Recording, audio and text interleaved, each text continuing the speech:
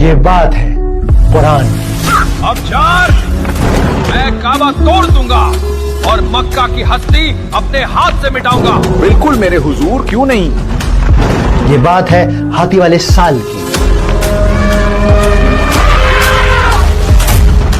یہ بات ہے اس انسان کی جس نے اللہ کے گھر کعبہ کو گرانے کا ارادہ کر لیا.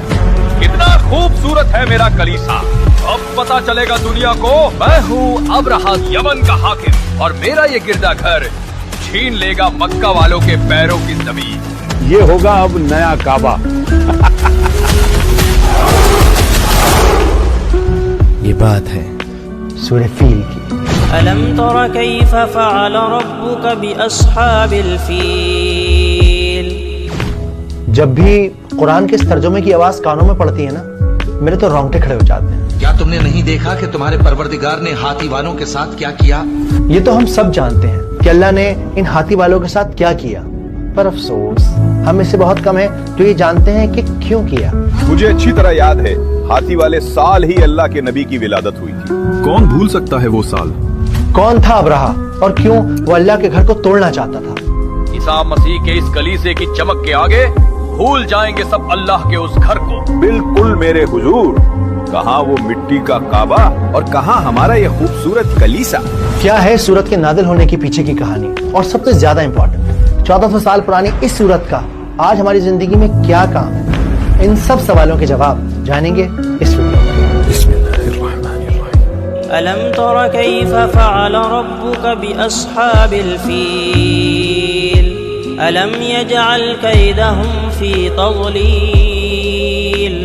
بہت سارے اسکالرز کا یہ ماننا ہے کہ سورہ فیل مکہ میں اس لیے نازل ہوئی تاکہ قریش کو یہ احساس دلایا جا سکے کہ جس نبی آپ صلی اللہ علیہ وآلہ وسلم کی وہ مخالفت کر رہے ہیں، وہ نبی اصل میں اس اللہ کا پیغام دے رہے ہیں جس کا گھر کعبہ ہے. محمد کا پیغام لوگوں میں پھیل رہا ہے. لوگ ایک ایک کر کے ان پر ایمان لا رہے ہیں. تم کیا کہتے ہو اس بارے میں؟ مان لو کہ محمد سچے ہیں، لیکن پھر بھی ہمیں انہیں روکنا ہی ہوگا. ذرا سوچ کر دیکھو، اگر ہم ان بتوں کو نکال پھینکیں گے تو کیا ہوگا؟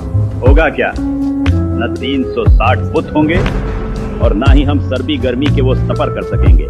ہو سکتا ہے آس پاس کے قبیلے ہم پر حملہ کر دیں جیسے ابرہہ نے کیا تھا. ابرہہ اصل میں یہ بات ہے سال 570 عیسوی کی. ابھی نبی پاک صلی اللہ علیہ وآلہ وسلم کی ولادت نہیں ہوئی تھی. یمن کا حاکم ابرہہ آج بہت خوش تھا. اس نے شہر سنا میں ایک شاندار کرسچن کلیسا بنوایا تھا جو سونے چاندی اور قیمتی جواہرات سے سجا ہوا تھا. اسے امید تھی کہ اب لوگ مکہ نہیں جائیں گے بلکہ اس کے کلیسے کا طواف کریں گے اور یمن بزنس کا نیا مرکز بن جائے گا. دیکھنا ابزار، یہ گرجا گھر یمن کی نئی تقدیر لکھے گا. وقت ریت کی طرح ہاتھوں سے پھسلتا رہا لیکن کعبہ کی شان میں کوئی کمی نہ آئی. ہر روز سورج کی پہلی کرن کے ساتھ الگ الگ ملکوں کے نہ جانے کتنے قافلے مکہ کی گلیوں میں داخل ہوئے. یہ دور دراز علاقوں کے لوگ کعبہ کا طواف کرتے، اپنے بتوں کو چڑھاوا چڑھاتے اور پھر تجارت کر کے اپنے اپنے ملکوں کو لوٹ جاتے. مکہ میں ہر طرح کا ہنر ہے. صحیح کہا. آؤ کچھ چاقو خریدیں. بازار کی وہ رونق کعبہ کی برکت کا ثبوت ہے. یہ مٹی کے برتن بہت خوب بنائے ہیں. کیا دام ہے ان کا؟ مکہ میں ساری دنیا کے پھل ملتے ہیں. بالکل، وہ دیکھو ادھر ہندوستانی سیب بھی ہے. مگر ہر گزرتے دن کے ساتھ ابرہہ کا غصہ بڑھتا چلا گیا. اس کی ہر کوشش ناکام ہو گئی. سمجھ نہیں آتا ابزار، لوگ اس مٹی کے گھر کی طرف کیوں جا رہے ہیں؟ میں خود حیران ہوں حضور. اس کے کلیسے پر نظر تو سب کی جاتی لیکن دل تو صرف کعبہ کی طرف مائل تھا. فیضان دیکھو ذرا کتنا خوبصورت گرجا گھر ہے. اب چلو کہیں مکہ پہنچنے میں دیر نہ ہو جائے. اور اس طرح دیکھتے ہی دیکھتے دن راتوں میں ڈھل گئے، راتیں مہینوں میں بدل گئی. اور پھر اس چیختی خاموش رات میں اس نے فیصلہ کیا. ابزار، جی میرے حضور. کعبہ کو مٹانا ہوگا. جب تک وہ کعبہ رہے گا ہمارا کلیسا کبھی مشہور نہیں ہوگا. لیکن ایک وجہ چاہیے. وجہ بھی مل جائے گی ابزار، وجہ بھی مل جائے گی.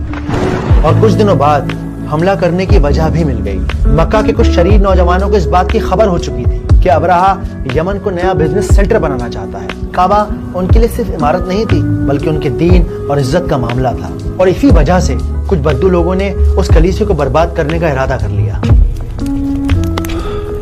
تو یہ ہے وہ عمارت. کتنی خوبصورت ہے. آج کے بعد نہیں رہے گی. چلو جلدی کرو. تم اس طرف لگاؤ.